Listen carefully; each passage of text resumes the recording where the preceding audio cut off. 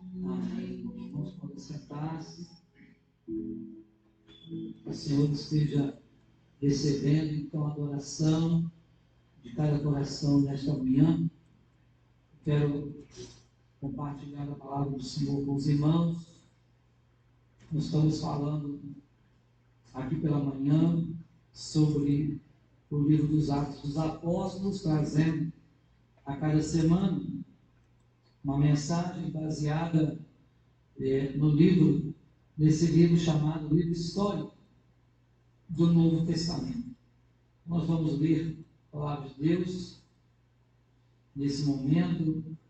Estaremos lendo o capítulo de número 7. Os versículos são dos 54 até os 60. Atos dos Apóstolos, capítulo 7, 54 a 60. Está ali no telão para que você possa também acompanhar, se assim desejar. Diz assim a palavra do Senhor: Ao ouvir tais palavras, grandemente se lhes enfureceu o coração e rilhavam os dentes contra Estevão. Contudo, Estevão, cheio do Espírito Santo, ergueu seus olhos em direção ao céu e contemplou a glória de Deus e Jesus em pé à direita de Deus, e exclamou: Eis que vejo os céus abertos e o Filho do Homem em pé à direita de Deus. Então eles taparam os ouvidos e, aos berros, atiraram-se todos juntos contra ele, e arrastando-o para fora da cidade, o apedrejaram. As testemunhas deixaram suas roupas aos pés de um jovem chamado Saulo. Assim, enquanto apedrejavam Estevão, este declarava em oração: Senhor Jesus, recebe o meu espírito. Então caiu de joelhos e clamou em alta voz: Senhor, não lhes atribuas este pecado. E tendo dito estas palavras, adormeceu. Amém. Que o Senhor aplique esta palavra ao nosso coração nesta manhã, em nome de Jesus. Meus irmãos, o livro dos Atos dos Apóstolos que temos pregado nesses dias aqui, para a nossa edificação, traz-nos assim alguns relatos muito peculiares do início da história da igreja. A igreja, denominada até então igreja primitiva, a igreja que nós consideramos igreja mãe, podemos dizer assim, uma vez que foi o início ali, do povo de Deus organizado enquanto igreja, se bem que já havia, claro, haviam pessoas convertidas, haviam pessoas que criam em Deus através das leis, do cumprimento das leis, e também através dos sinais miraculosos que Deus realizava naquele tempo. Também o povo cria através da profecia pregada e passada, transmitida de pai para filho, através da transmissão chamada transmissão oral das Escrituras. Tudo isso acontecia naquele tempo, mas quando Jesus ele vem ao mundo, ele então começa o seu ministério terreno, com mais ou menos os seus 30 anos de idade, e ele então começa, e por 3 anos ele passou a ensinar as pessoas, e sobretudo os seus 12 apóstolos, e aqueles discípulos que se achegavam a ele, à medida que eles iam pregando a palavra de Deus. Pois bem, naquela época, estava acontecendo algumas coisas importantes, isto é, a igreja crescia, a igreja se multiplicava, e em meio à multiplicação da igreja, surgiram também problemas. Sempre quando a igreja cresce, ela vem também com os problemas. Os problemas, eles acontecem, problemas de relacionamentos, problemas de inveja, problemas de alguns pecados que entram na igreja, problemas também com algumas heresias, que muitas vezes também tentam entrar dentro da igreja e fazer com que a igreja possa descrer no Deus que serve. Então tudo isso estava acontecendo na igreja primitiva, a igreja de Atos dos Apóstolos. Havia muita gente convertida e eles precisavam agora se organizarem, ao mesmo tempo que eles precisavam também fortalecer a fé deles naquele que os tinha chamado, isto é, em Jesus. Era preciso um fortalecimento da fé. Era preciso que eles pudessem exercer um amor abnegado. Era preciso que eles pudessem continuar tendo esperança. Mas muitas pessoas daquela época ficaram aguardando a volta de Jesus naquele tempo. Muitas pessoas ficaram frustradas porque simplesmente Jesus prometeu que ia para o Pai e queria preparar um lugar e que viria para buscar o seu povo. Está lá em João capítulo 14. Então muitas pessoas ficaram aguardando um retorno de Jesus imediato, isto é, um retorno de Jesus naqueles dias. É como se nós estivéssemos aguardando Jesus, como nós estamos, mas que aguardássemos enquanto temos vida. Então lá não. Enquanto eu tenho vida, o Jesus vai me buscar, vai me buscar, então eu vou ficar preparado. Só que os anos foram passando, os dias foram passando, e é claro, as ideologias, as filosofias e também as heresias foram entrando dentro da igreja. E muitas pessoas foram caindo no descrédito daquilo que Jesus havia prometido. E muitas pessoas estavam agora perseguindo os cristãos. Se você observar o texto que nós lemos, no capítulo 7 todo, Estevão ele é levado perante o Sinédrio. Estevão era um daqueles que foram instituídos como diáconos na casa de Deus. Se você observar o capítulo 6, o verso 5, diz que o parecer agradou a toda a comunidade e elegeram Estevão, homem cheio de fé e do Espírito Santo. Então, era um homem que cria na palavra de Deus, era um homem que cria em Jesus como seu Senhor e Salvador. Ele fazia a diferença no meio daquela junta diaconal. Havia uma junta diaconal trabalhando naquela igreja. Foi a primeira junta diaconal estabelecida naquele tempo. Se você observar, era uma junta diaconal de homens de boa reputação. 7 homens integravam a junta diaconal da primeira igreja. Então era muito importante que aqueles homens tivessem uma boa reputação, que fossem cheios do Espírito Santo, que tivessem sabedoria, e aqueles homens foram instituídos como servos de Deus naquele tempo. Então é muito importante, quando nós pensamos agora na vida de Estevão, nós vemos Estevão sendo colocado perante o Sinédrio, para que ele pudesse ser arguído agora por estar pregando Jesus morto, ressuscitado, um Jesus ressurreto. E ele começando a pregar essas coisas, é claro que eles ficaram aí com muita raiva. Então apresentaram falsas testemunhas contra Estevão. Olha só o que diz o versículo 13 do capítulo 6. Apresentaram testemunhas falsas que depuseram: este homem não cessa de falar contra o lugar santo e contra a lei, porque o temos ouvido dizer que esse Jesus, o Nazareno, destruirá esse lugar e mudará os costumes que Moisés nos deu. Olha só. Porque, na verdade, Jesus havia ensinado que o templo seria destruído e seria reconstruído. E eles entendiam que o templo ali seria o templo físico. Aquele povo dando mau testemunho e falso testemunho, entendiam que esse templo que Jesus se referia e que Estevão estava pregando era o templo físico, o templo de Jerusalém. E, na verdade, ele não estava falando disso. Jesus estava se referindo a ele mesmo. Queria dar a sua vida por amor a nós, mas que ao terceiro dia iria ressuscitar.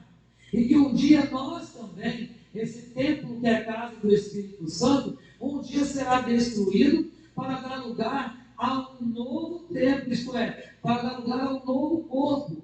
Seremos uma nova criatura com um corpo transformado. Teremos um corpo glorificado. Então, ao falar dessas coisas, então se puseram aí falsas testemunhas, e todos que estavam assentados no sinédrio, fitando os olhos em Estevão, viram o seu rosto como se fosse um rosto de anjo. Olha só que interessante.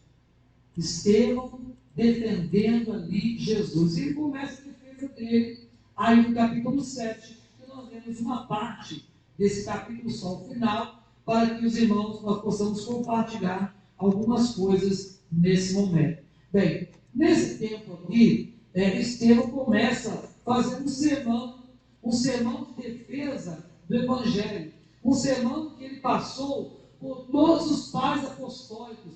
Se você observar, ele começa falando lá de Abraão, e ele vai discorrendo, falando de Abraão, e vai falar do povo de Deus, do povo de Israel, vai falar da aliança da circuncisão, vai falar de Isaac, vai falar de Jacó, vai falar de José. Olha só, Estevão conhecia a história do povo de Deus. Se você ler depois do capítulo 7, lá na sua casa, você vai ver que Estevão, ele faz uma defesa de quem tinha conhecimento.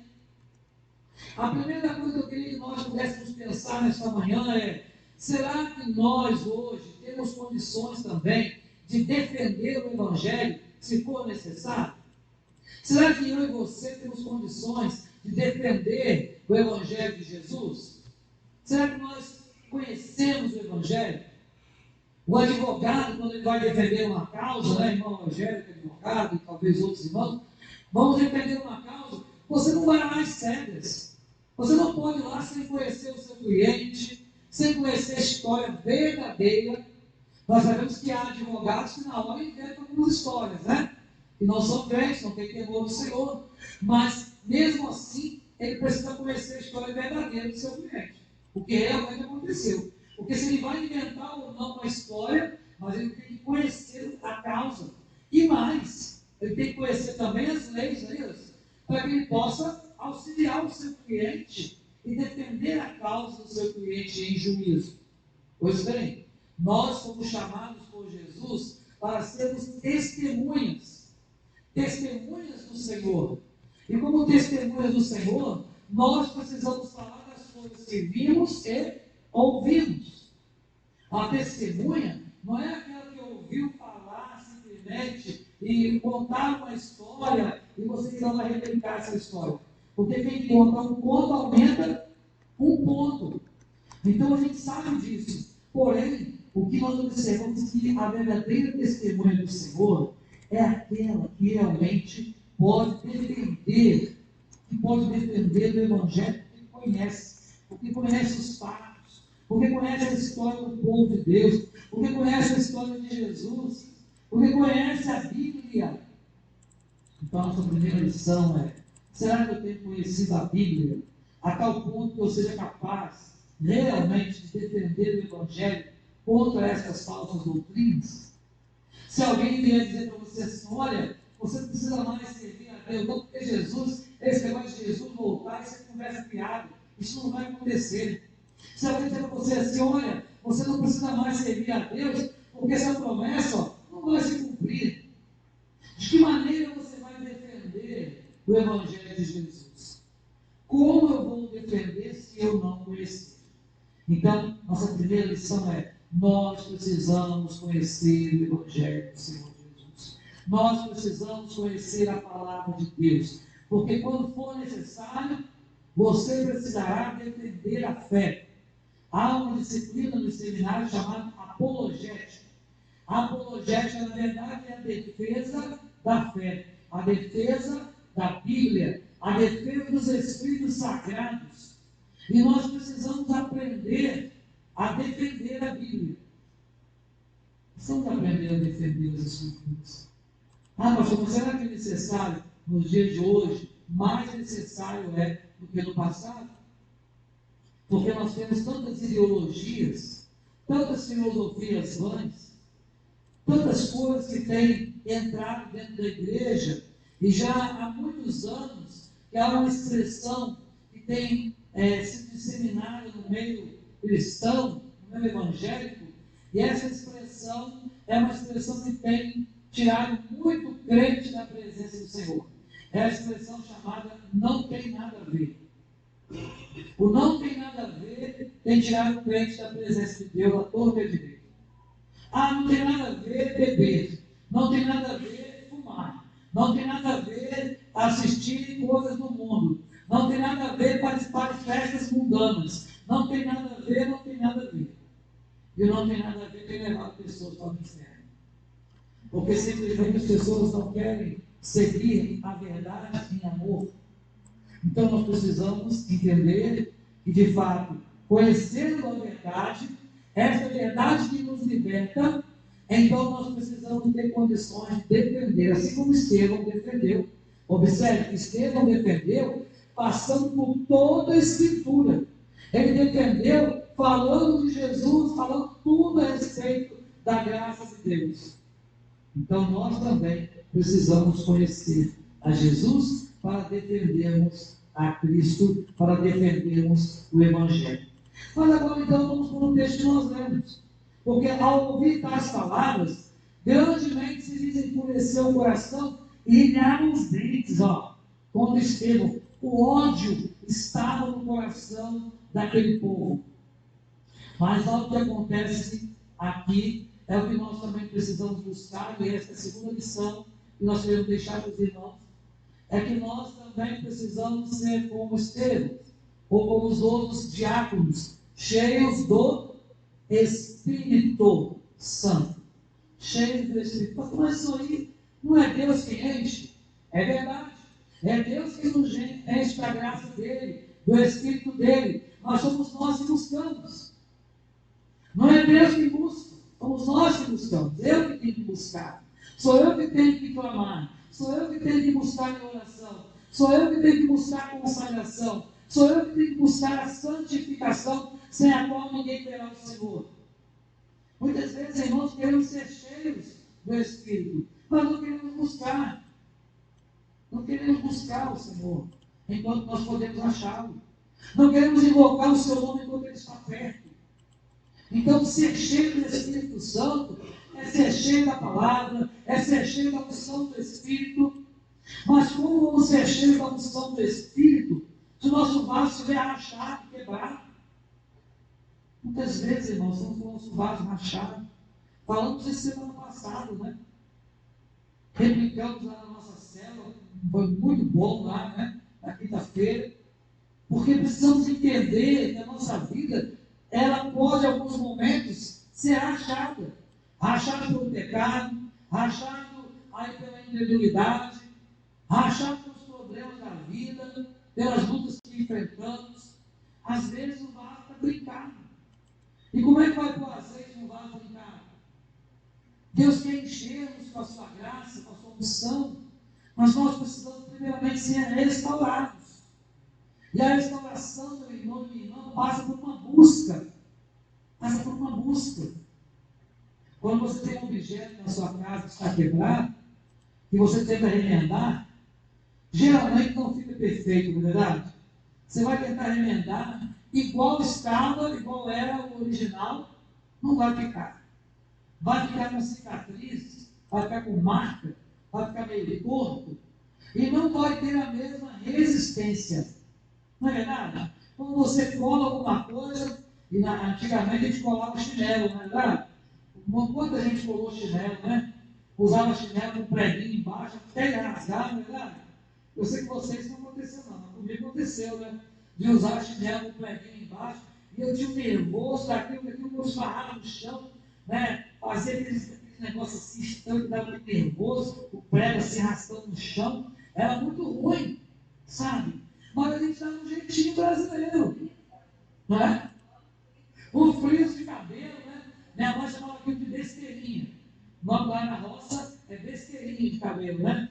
Então, a gente colocava ali e aquilo durava mais um tempinho até poder comprar, sabe?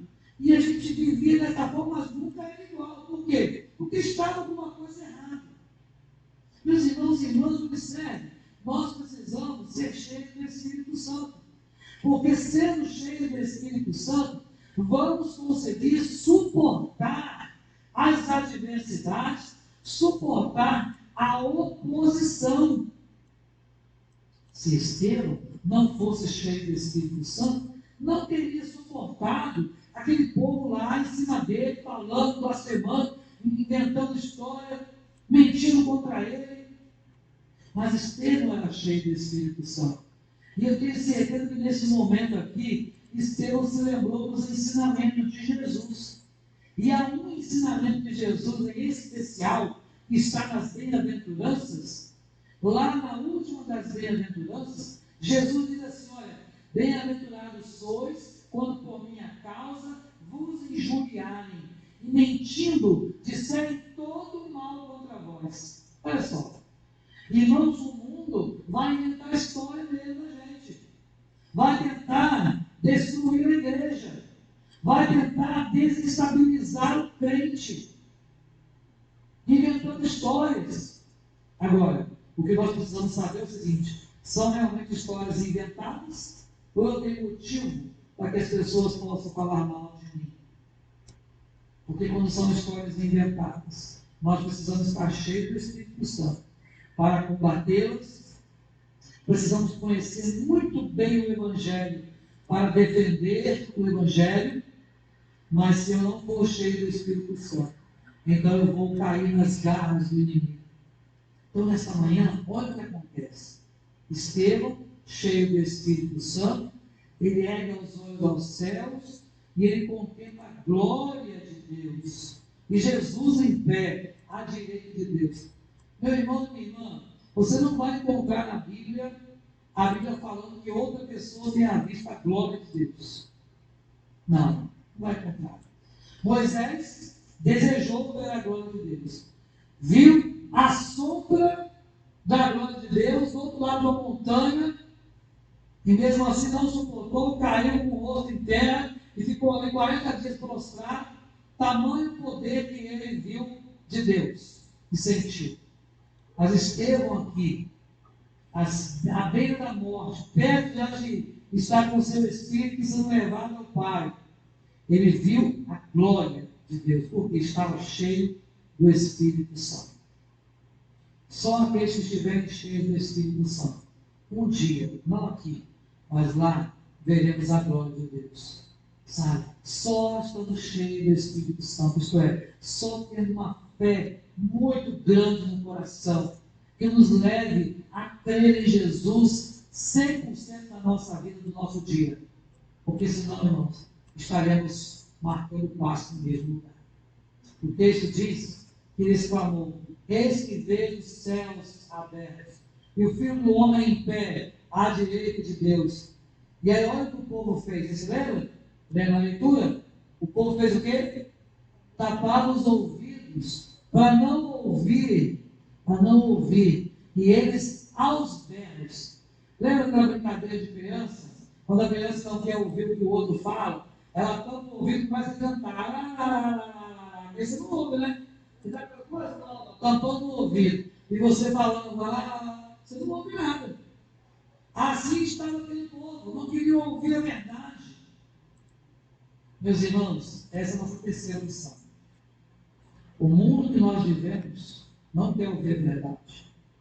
Eles vão tapar os ouvidos, vão ficar gritando enquanto tapam os ouvidos para não ouvir a verdade. Sabe? Não querem ouvir a verdade. E muitas vezes, este mundo que nós vivemos vai intentar contra a nossa integridade. Vai intentar contra a nossa idoneidade. Vai querer intentar contra a sua santidade. Mas nós precisamos nos manter firmados na rocha de Cristo Jesus. Não nos importando com o que acontece ao nosso redor, no que diz respeito às coisas que dizem de nós, coisas erradas, coisas perniciosas. Mas sim, nos importando com aquilo que estamos dando de bom ou de mau testemunho. Precisamos entender que, estando cheios do Espírito Santo, vamos conseguir realmente buscar a Deus, até mesmo quando as pessoas não querem realmente estar conosco. Até mesmo sozinho. Aqui Estevão ficou sozinho. Cadê os apóstolos? Cadê os outros diáconos? Onde estavam os demais? Ele foi apedrejado. Foi considerado um mártir na história da igreja, por amor ao Evangelho. E a pergunta que nós precisamos fazer para nós mesmos: até onde nós estamos dispostos a ir por amor ao Evangelho? Acho que essa, nessa manhã, é a nossa maior lição. Mais importante lição. Até onde eu e você estamos dispostos a chegar a ir por amor ao Evangelho? Até onde? Que tipo de de sacrifício você está disposto a passar? Ah, pastor, agora a Bíblia diz que Jesus já fez o sacrifício, eu não preciso mais fazer sacrifício. Não estou falando de sacrifício para salvação. Eu estou dizendo até onde você está disposto a ir por amor ao Evangelho. Até onde você está disposto a chegar por amar a Deus sobre todas as coisas. Porque o mundo, diz a Bíblia, nos odeia.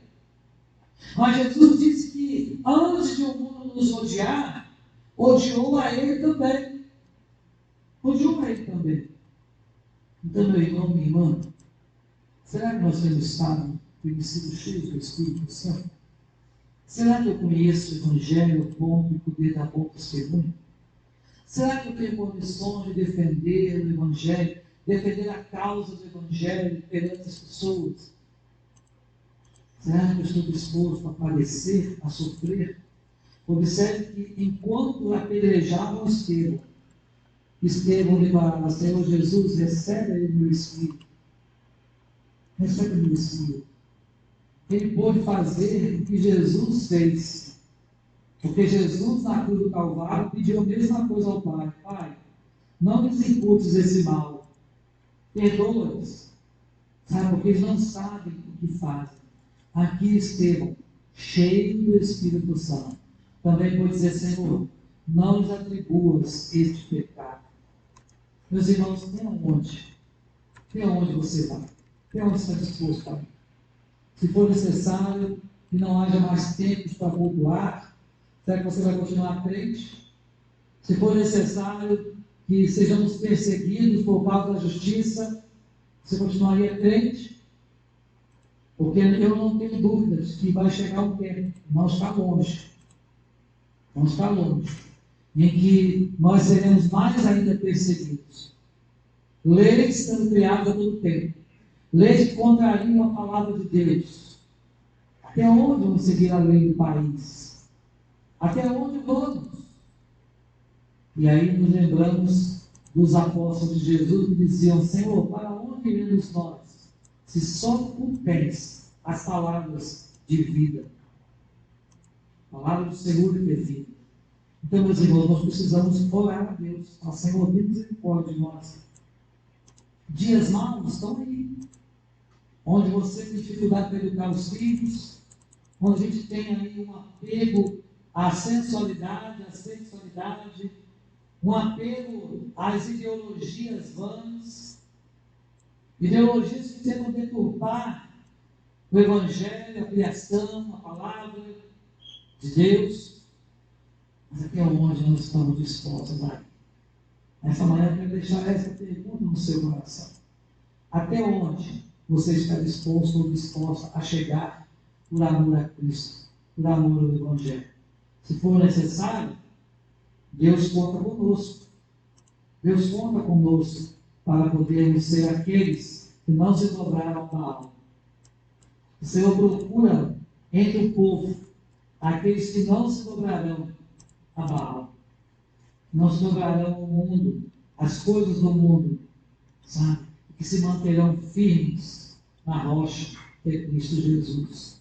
Então, meus irmãos, seja como Estevão, seja como os demais diáconos, seja como Jesus, porque nós somos a imagem e semelhança dele. E todo o tempo precisamos ser restaurados para a honra e glória do nome do Senhor. Amém? Deus nos abençoe a viver dessa forma em nome de Jesus.